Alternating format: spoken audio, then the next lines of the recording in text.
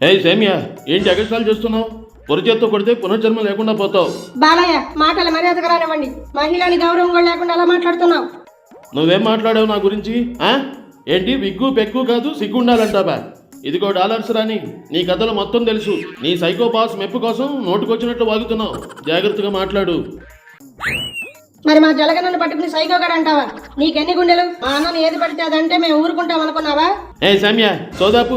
అసలు సైకోనే మూసుకుని ఉంటే నువ్వెందుకు నోరు తెరుస్తున్నావు? ముయ్యి నోరు.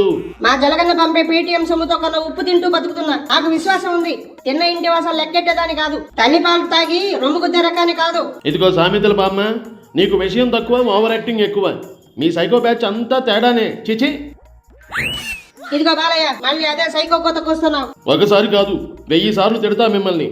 మీరు మీ వెధవ రాజకీయాలు. మా జలగన్న దెబ్బతిన్న సింహం లాంటి వాడు. ఒక 10 అడుగులు వెనక్కి వేసినంత మాత్రాన ఓడిపోయినట్లు కాదు. అంతకు మించి వేగంతో వచ్చి మీ అందరినీ వేటాడేస్తాడు. ఓయ్ పెట్టకదల పిల్ల, సింహం గురించి ఈ సింహ దగ్గర చెప్పకు. మేవాడు సింహం కాదు, పెద్ద గుంటనక్క. ఎదురుగా వచ్చి రాజకీయం చేయడం చేతకాక దాక్కుని ఇదిగో మీ బూత్ బ్యాచ్తో మాట్లాడిస్తున్నాడు. అన్నిటికీ మా అన్నయ్య సమాధానం చెప్పాల్సిన అవసరం లేదు. మేం చాలు. జలగన్న గురించి ఎవరైనా మాట్లాడితే వారి మీద ఎగిరెగిరి పడతాం. అలా ఎగిరెగిరి పడే ఎలక్షన్ టైంలో బొక్కబోరలా పడ్డారు. మా తమ్ముడు పవన్ అన్నట్లే మేం కొట్టిన దెబ్బకి అధపాతాళానికి పడిపోయారు. పడ్డవాడు ఎప్పుడు చెడ్డవాడు కాదు. లేస్తాం, లేచి మిమ్మల్ని పడేస్తాం. వచ్చిందండి వేరనారి. మేం చూస్తూ ఊరుకుంటాం. మరి ఈసారి సీటు కాదు కదా, అసెంబ్లీ గేటు కూడా తాకనివ్వం. అసలు అసెంబ్లీ అంటేనే మా జలగన్నకి ఇష్టం లేదు. ఆ గేట్ పట్టుకోవాల్సిన అవసరం మా అన్నకు లేదు. అవునవును, ఎమ్మెల్యేగా గెలిచినా అసెంబ్లీకి రాని బడుద్దాయి మీ జలగన్న. ప్రజాసభ కోసం రాజకీయాలకు వచ్చాను అంటూ డబ్బా మాటలు చెప్పడం కాదు, అవ్వదాతులు అక్క చెల్లెమ్మలు అంటూ మీటింగులో రెచ్చిపోవడం కాదు, ముద్దులు పెట్టడం కాదు. దమ్మున మగాడిలా అసెంబ్లీలో ప్రజల తరపున పోరాడాలి. మా అన్న దమ్ము ధైర్యం గురించి మాకు తెలుసులే, నువ్వు చెప్పాల్సిన అవసరం లేదు. అసలు నీలాంటి వాళ్ళని అనాలి. ఒక విలువలు లేని పార్టీలో ఉంటూ పని చేసే వాళ్ళని, ప్రజల కొరకు నిలబడే వాళ్ళని నోటుకొచ్చినట్లు మాట్లాడే మీ బూత్ బ్యాచ్ని తాట తీయాలి. మా జలగన్న అండ ఉన్నంత వరకు మమ్మల్ని ఎవడు ఏం పేకలేడు. మీకంత సీన్ లేదు. మీకు దమ్ముంటే మా జలగన్నను అరెస్ట్ చేయండి. అప్పుడు మీరు గ్రేట్ అని ఒప్పుకుంటా. మా బచ్చాల మీద బ్రహ్మాస్త్రం ఎందుకు? ఇదే బలుపుతో ఉండండి. మీ అందరికీ వాయి పీకి వాపు తగ్గిస్తాం. జైలు నుంచి వచ్చి 12 సంవత్సరాలైనా ఇంతవరకు కేసు పట్టలేదు. మా అన్న మళ్ళీ జైలుకి వెళ్ళలేదు.